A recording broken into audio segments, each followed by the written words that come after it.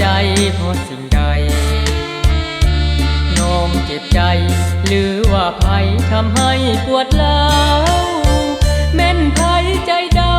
ำทำให้น้องสาวต้องมีหอยล้าวในหัวใจน้องนางเห็นน้องนั่งซึมตึงในใจบ่ป่าคงยุ่งยากต้องลำบากหรือหมดหนทางมีภัยใจดำทำให้น้องนาง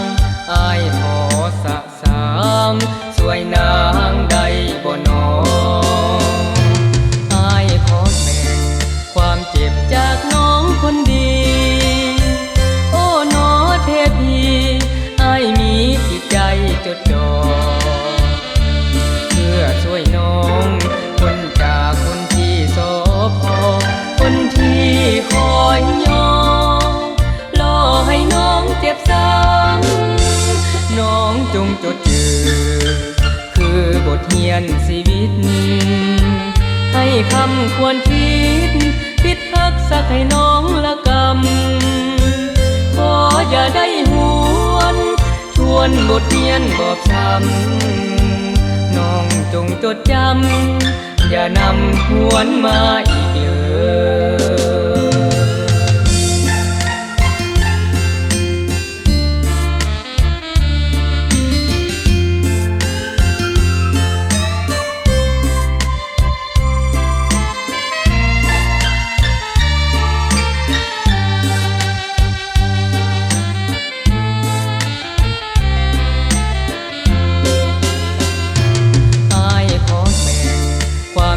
จากน้องคนดี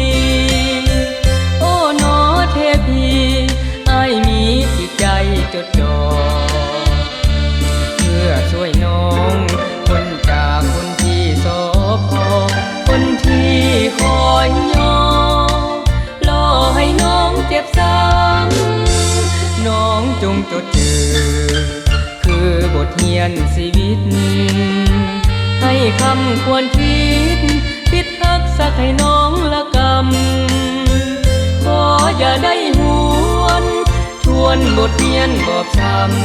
ำน้องจงจดจำอย่านำหวนมาอีก